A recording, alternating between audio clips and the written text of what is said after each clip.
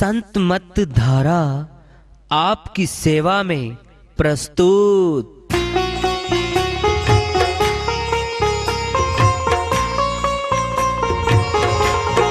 जो चाहता है प्रभु प्यारा वो आओ संत मत धारा, भक्ति भेद बता कर सारा वो कर दे भव के पारा। जो चाहता है प्रभु प्यारा वो आओ संत मत धारा, भक्ति भेद बता कर सारा वो कर दे भव के पारा।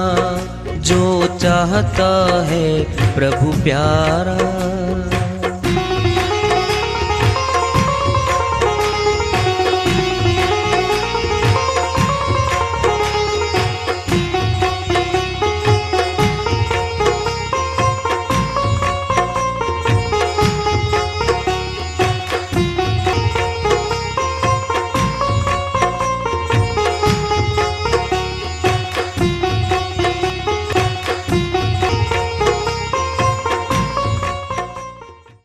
परम पूज्य सदैव स्मरणीय सदगुरु साहिब की जय हो। सतनाम साहेब आदरणीय सर्व संतों की जय हो।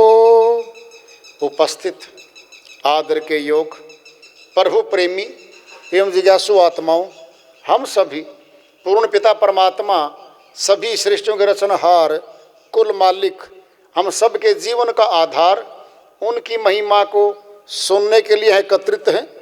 मेरी सभी से अर्ज है कि मैं कोई जगत गुरु नहीं, कोई महाराज नहीं, कोई महामंडलेश्वर नहीं, मैं केवल सभी संतों की चरणों की धूल हूँ और आपका भक्ति मार्ग में सहायक हूँ।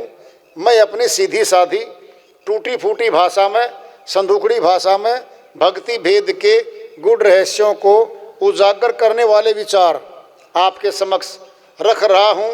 यदि अच्छे लगे अपनाएं, नहीं तो गैर जरूरी समझकर विसार दें।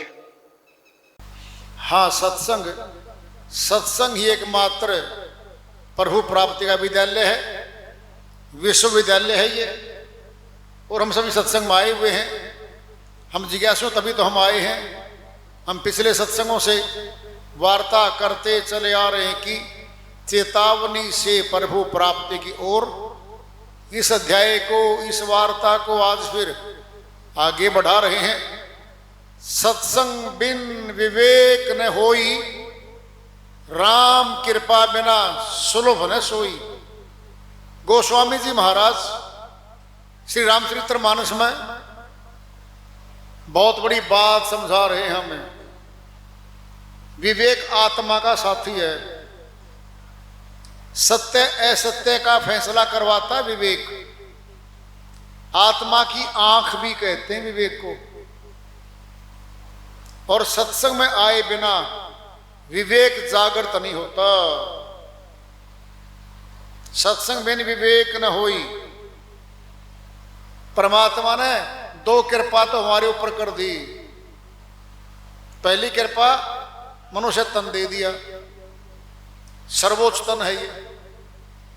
84 लाख योनि में पड़े जीव आत्मा इसको मांग करते हैं, हे मालिक हमें दे दो, भक्ति करके आपसे मिलेंगे हम, आवागमन से छूटेंगे हम। वो हमें मिला। दूसरा है सत्संग का मिलना। आपको बुलाया गया है, सूचना दी गई है, हम सुन के अपने ऊपर कृपा करके यहां आए हैं। ये दूसरी कृपा हो गई भाई। तीसरी कृपा क्या है? प्रभु भक्ति, सत्य भक्ति, जो सत्य पुरुष परमात्मा से मिलवाती है, उसका बोध भी हमें होता है।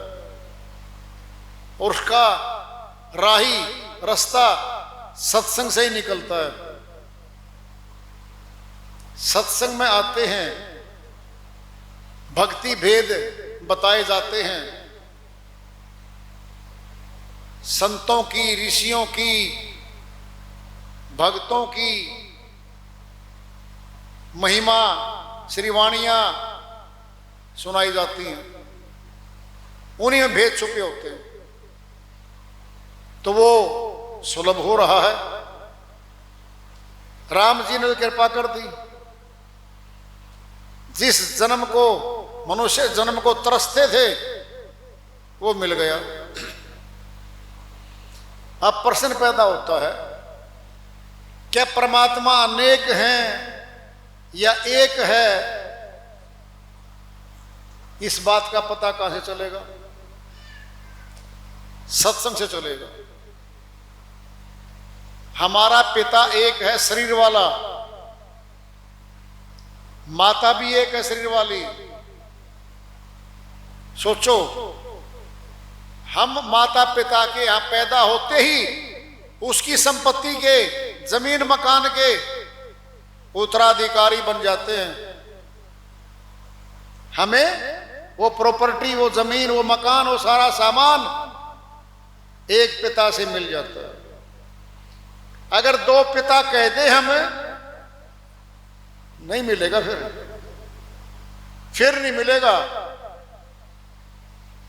दो पे तो द्वैत है, एक है पिता, उसके नाम प्रॉपर्टी सारी है, मिल जाएगी। जब यहां हमारा एक पिता है, फिर अविनाशी परमात्मा भी तो पिता है हमारा। आत्मा परमात्मा का अंश है। जब उसका अंश है, फिर ये उसकी है, उसे मिलना है। फिर भक्ति धन, जो जगत का धन है, जमीनें, मकानात, बिल्डिंगें, पैसा, एक पिता से हमें मिल जाता है। फिर एक परमात्मा से ही तो भक्ति धन मिलेगा। प्रश्न पैदा होता है, फिर परमात्मा का कोई घर, कोई बिल्डिंग, कोई महल सथुल जगत में कहीं हो और लिखा हो ये परमात्मा घर है। परमात्मा से मिलो अंदर, आपसे बात भी करेगा परमात्मा, आपकी इच्छा पूर्ति भी करेगा परमात्मा। ऐसा तो सतुल जगत में कहीं है नहीं। किसी देश में, किसी स्थान पे आज तक नहीं लिखा पाया कहीं ये परमात्मा का घर है। अंदर कुर्सी ऊंची पे परमात्मा बैठा है, मिल लो भाई। बहुत सयाना था वो, है, उसको पता है ये सारे भिखारी लाइन में लगे पाएंगे और कर्म नहीं करेंगे। ये जोली करे मेरे से मांगते रहेंगे, दे दो जी 2 महीने का सारा सामान जी, 1 वर्ष का डाल दो सामान। ये कर्म नहीं करेगा, ये कर्महीन हो जाएगा। क्या किया? सब कुछ बना दिया, आकाश से लेकर के जमीन तक सब कुछ बना दिया। 84 लाख के जीव बना दिए, मनुष्य को ही बना दिया। और बनाने के बाद यही है वो, कहां? कल्पना करो, हमें किसने बनाया? माता के गर्भ में किसने बनाया? माता ने तो नाखून भी नहीं लगाया इसके, केवल अपना भोजन किया माता ने। वो निर्माता तो अंदर ही बैठा है। हरि दर्जी का मर्म नहीं पाया, जिसने यह चोला अजब बनाया। ये शरीर अजीबो गरीब, तरक्की बहुत कर गया मनुष्य। मेडिकल लाइन में, साइंस में, विज्ञान में बहुत तरक्की कर गया है। एक बाल नहीं बना सका मनुष्य जैसा। सोच लो, नाखून नहीं बना पाया फैक्ट्री में, ज्यों का त्यों नाखून लगा दिए, नहीं बना पाया। कैसा होगा वो जिसने बनाया? अंदर ही बनाया बैठ के। और अंदर ही बैठा है अब भी। घट में है सूझे नाही, लानत ऐसी जिंद, तुलसिया संसार को भया मोतिया बिंद। गोस्वामी जी महाराज कह रहे घट में बैठा है भीतर, लानत है मनुष्य, तुझे दिखता ही नहीं। वो क्या हो गया? मोतिया बिंद पड़ गया आंख में। हमारी यही आंखें धीरे धीरे वृद्धावस्था में जब जा रहे हैं, मोतिया बिंद छा जाता है। दिखना कम, कहते हुए जाला आ गया। फिर सफाई हो जाती है, लेंस लगा देते हैं, फिर दिखने लग जाता है। अज्ञान का मोतिया बिंद छा गया, अज्ञान का। ज्ञान को छिपा दिया, अज्ञान उभर के आया। तो क्या किया अज्ञान ने? अज्ञान ने वो कर दिया, नकल तो करेगा वो असल की, लेकिन असल नहीं होगी वो।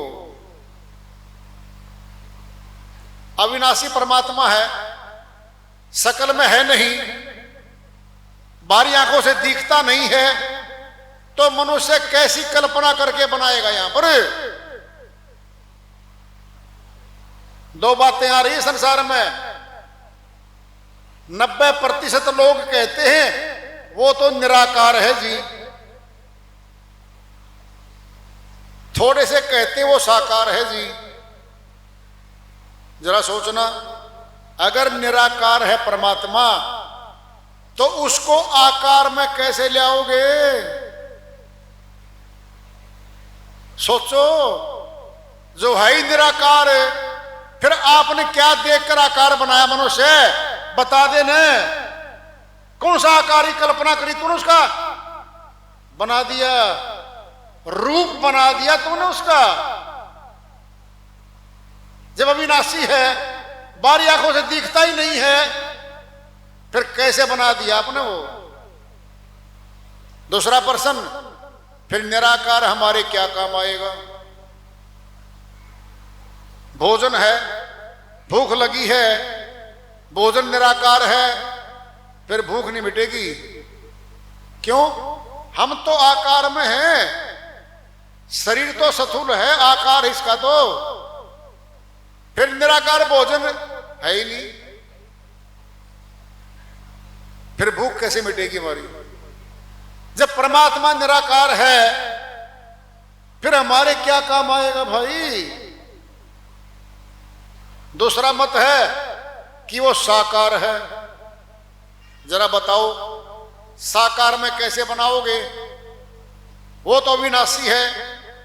अरे आत्मा परमात्मा का अंश है, अंदर है। अंदर परमात्मा को नहीं मानता मनुष्य, केवल आत्मा को मानता अंदर है। फिर आत्मा का दर्शन भी नहीं हुआ।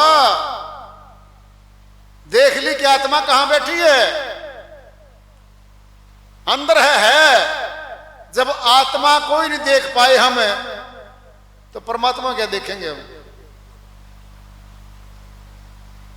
सुनना है, सुन लो। अविनाशी आत्मा है, अविनाशी परमात्मा है। अविनाशी के दर्शन तो अविनाशी आत्मा ही करेगी। फिर बाहरी आंखों से क्या देख रहे हैं हम? ये तो आंखें जड़ी रहेंगी, मौत पे भी लगी पड़ी हैं। नहीं देखा इन्हों को। जब इन्हें नहीं देखा, फिर क्या दिखाया जा रहा हमें? हम क्या देखने जाते हैं? अरे मनुष्य के द्वारा बनाई गई आकृतियां हैं, मैन मेड गॉड। मनुष्य के द्वारा बना गया परमात्मा हम देख रहे हैं। कितनी बड़ी दुर्बुद्धि है हमारी। हम परमात्मा को बना के रखते कहीं। 102 बुखार में बिल बुलाते हैं हम, हाय मरे, हे परमात्मा बचा दो। तो परमात्मा का निर्माता बना बैठे भाई। क्यों बोलता है परमात्मा ने बचा दो? तुम बोल दे ने, हे परमात्मा को बनाने वाले, जहां धरने वाले बचा देना आगे। अरे जिसने बना के रख रखे हैं उसको पुकारो ने, हे फला आदमी जिसने आप बनाए हो आज मन ने बचाओ। वो खुद तड़प रहा बुखार में, खुद बनाने वाला, फिर क्यों पुकारते हो परमात्मा को, हे मालिक बचा दो, हे परमात्मा बचा दो। बोलो अब। और जहां हम जाते हैं ना स्थान पे, वो तो 5 किलोमीटर दूर है, 7 किलोमीटर दूर है कोई स्थान है, बीमार आदमी चारपाई पर पड़ा है, फिर वहां तो नहीं खड़ा वो, फिर क्यों पुकार रहा घर पे? वहां जा, खड़ा हो लाइन में, तब कहो जी मेरे बुखार है, देखियो एक बार नाड़ी, वही पुकार रहा है वो। सच्ची बात है, ये सच्ची है। जहां दुख होगा, जहां तकलीफ होगी, अरे वही तो पुकारा जाएगा। पिंड में दृष्टांत ले लो, महाभारत का युद्ध हुआ था, कौरवों पांडवों के बीच में युधिष्ठिर ने दुर्योधन ने चाल चल के शकुनी के द्वारा जुए में हरवाया था, चालाकी से धोखाधड़ी से हरा दिया, 500 पांडव गुलाम हो गए। चालाकी से क्या कहा, द्रौपदी को लगा दो दांव पे, तुम्हारे पास पूंजी है भी तो, अगर तुम जीत गए सारी प्रॉपर्टी सारा राजकाज वापस कर देंगे हम। दांव पे लगा दिया द्रौपदी को, फिर भी हार गए, पासा उल्टा हो गया। जो टारगेट थी दुर्योधन की, द्रौपदी बदला लेने की, बोल रहा था द्रौपदी ने, उसका बदला लेने के लिए दुर्योधन ने ये रचना रची थी सारी की सारी। दुर्योधन बोला दुशासन को खींच के लाओ सभा में, वस्त्रहीन कर दो इसको। देखती है 5 पांडवों की तरफ नहीं बचा पा रहे, गर्दन नीचे है। पिता में बैठे, द्रोणाचार्य गुरुजी बैठे, कृपाचार्य बैठे, सारा परिवार योद्धाओं का बैठा सभा में, सबकी गर्दन नीचे हो गई, कोई नहीं बचा पा रहा है। तब आखिर में पुकारा है, हे कृष्णा मुझे बचा दो, मेरी लाज बचा दो। तब वही प्रकट हो गया और चीर बढ़ा दिया। सोचो, अरे किसी स्थान पे नहीं गई थी वह, उसको तो वही जरूरत थी, पीड़ा में, दुख में, विपत्ति में पुकारते हैं परमात्मा को,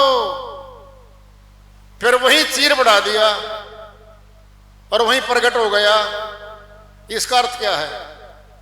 हमारी आत्मा का परमात्मा के साथ अटूट रिश्ता है।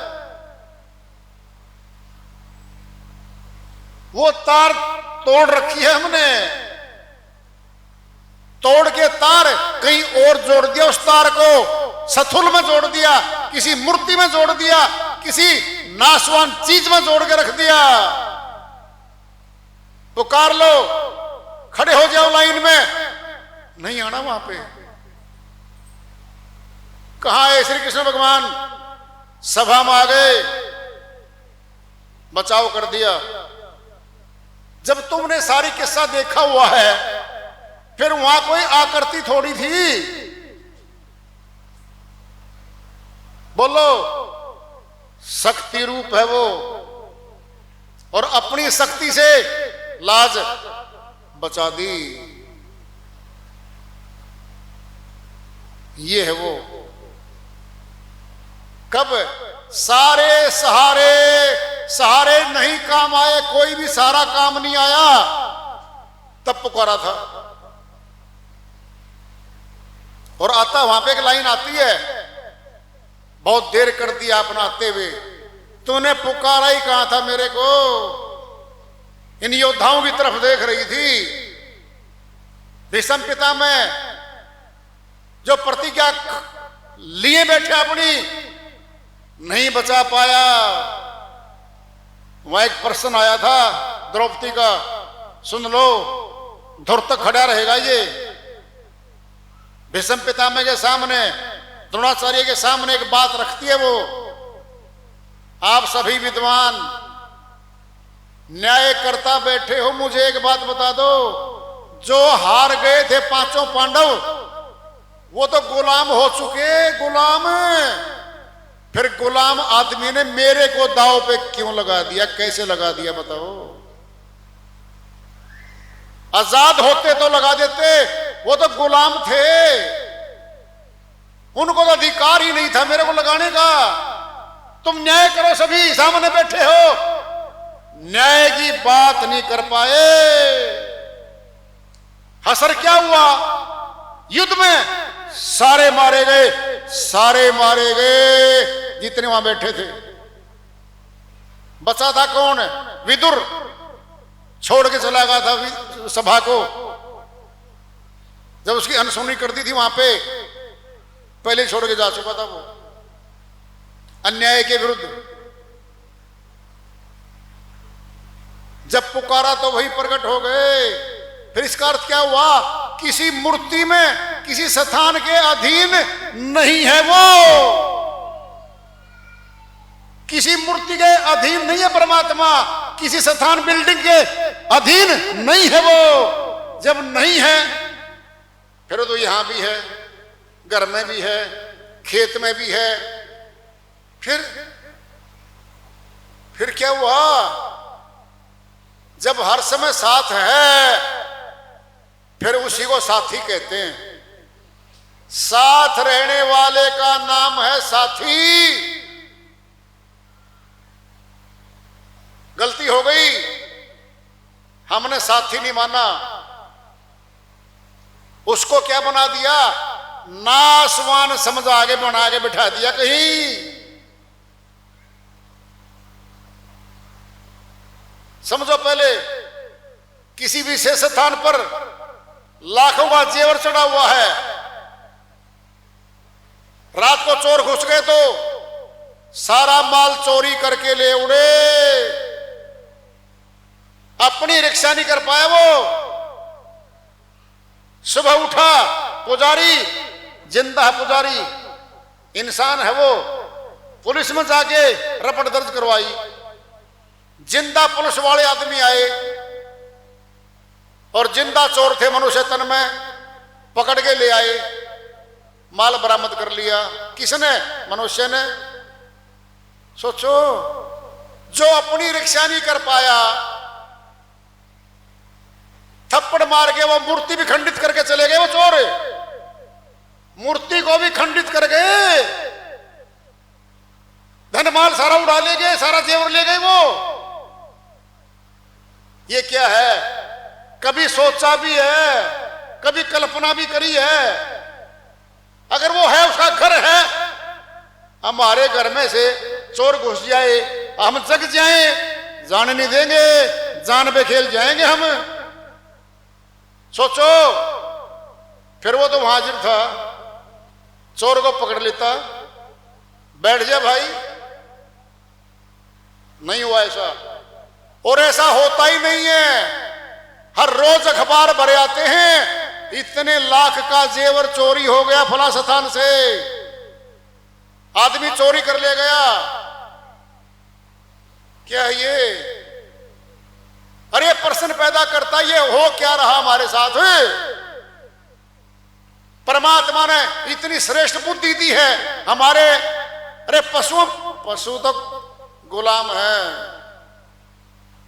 ये आजाद कर रखा मनुष्य, ये गुलाम बनना चाहता है।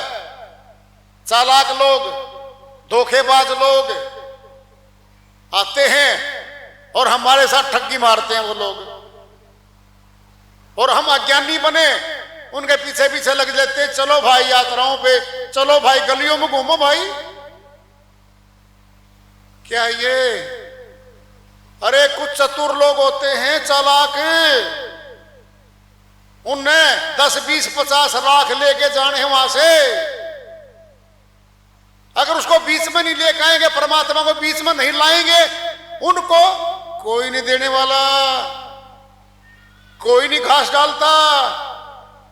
परमात्मा का नाम लेवेंगे, परमात्मा की आकृति बना के रखेंगे और कहानी कथा सुनाएंगे, फिर सारा चढ़ावा चढ़वाएंगे। ये हो रहा है, हर रोज देखते हैं हम इस बात को। फिर विवेक का, बुद्धि का इस्तेमाल कब करेंगे भाई?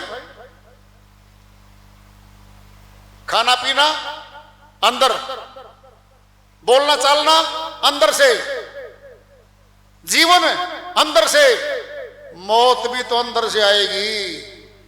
फिर बाहर था क्या, है क्या बाहर? मनुष्य ने बनाया है बाहर, सारा व्यापार बाहर हो रहा है। फिर भक्ति तो भगवान से मिलाएगी और ये बाहर नहीं रखी जाएगी, ये आत्मा के कमरे में रखी जाएगी। भक्ति तो आत्मा के कमरे में रखी जाएगी तो आत्मा के साथ चलेगी। जो बाहर रख दी फिर आत्मा का तो काम ही नहीं आनी वो।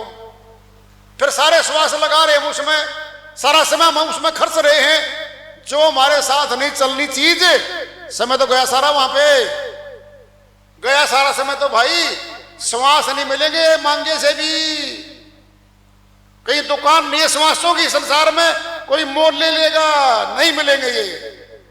अब मिले हुए हैं, अब मिले हुए हैं।